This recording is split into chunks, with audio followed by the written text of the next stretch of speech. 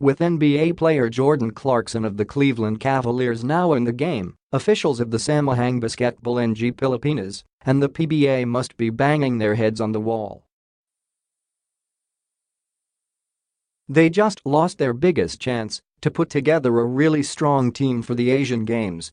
Now, if they're not banging their heads, these big bosses should have their heads examined.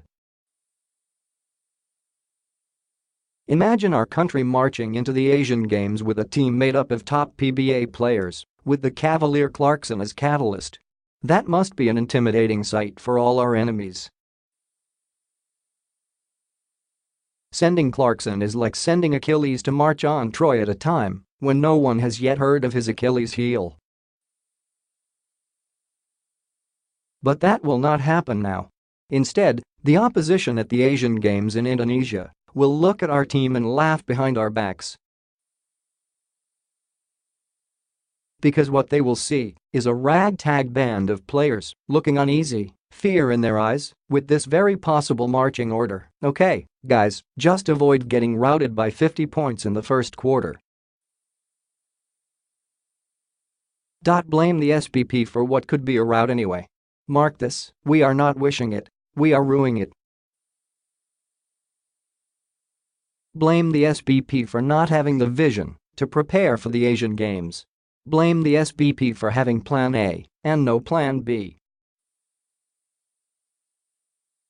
Blame the SBP for putting so much into the FIBA campaign, it's forgot we do have other commitments. Blame the SBP whose survival plan is to quit before the fight begins. Only when confronted with an uprising, such as when basketball fans pummeled the SBP for taking itself out of the ASEAN, did it decide to change direction and agree to send a team. With that kind of preparation, naturally we managed to send a second-rate team. Basketball officials will, of course, disagree with this assessment. But how can they? The team they scrambled to put together has not even had 2 solid weeks of practice, was recruited haphazardly during hours of panic, and was built around a core, my apologies to the brave rain or shine boys, that has not seen a PBA finals in years. Days before the tournament, coaches were still tweaking a lineup whose chief rim defender will be 45-year-old veteran Aussie Tolava. Mark this again, if the Philippine team wins, somebody up there loves us.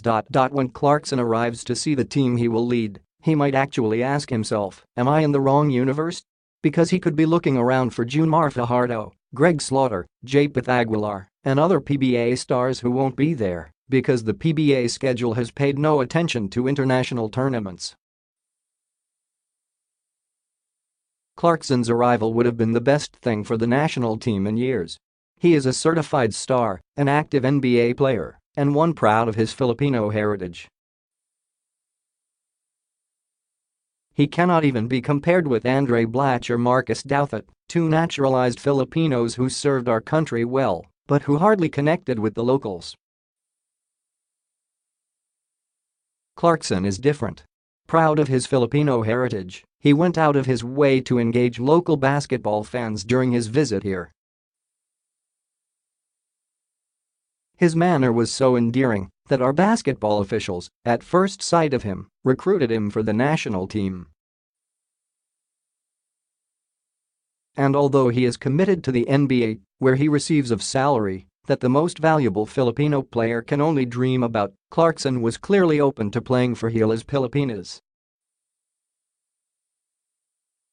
The possibility that playing could cause him serious injury and jeopardize his entire career did not deter the fellow. And so, here he is. But because of the lack of planning over here, because of the basketball boss's short-sightedness, Clarkson will play for the country only in the second game against China, according to reports. He will miss what is considered the more important game, the one against Kazakhstan, today, Thursday. This one is a must-win game because the next one will already be against China, the favorite to win the championship. The Philippines needs just one win to advance to the next round. That is also, of course, the objective of Kazakhstan and China, two teams that historically have brought heartache to Philippine teams. By the way, China will be parading not one, but two NBA players. With Clarkson joining the Philippines, that will probably even out the Chinese advantage of having two NBA players, but it will now leave the outcome in the hands of ill-prepared, ill-practiced, ill-psyched Filipino players who will go up against a very prepared and very tall Chinese squad. Needless to say, China is a heavy favorite to win against us. A victory against Kazakhstan is survival. Can we do it without Clarkson? We can hope, or we can join those basketball officials beating their heads against the wall.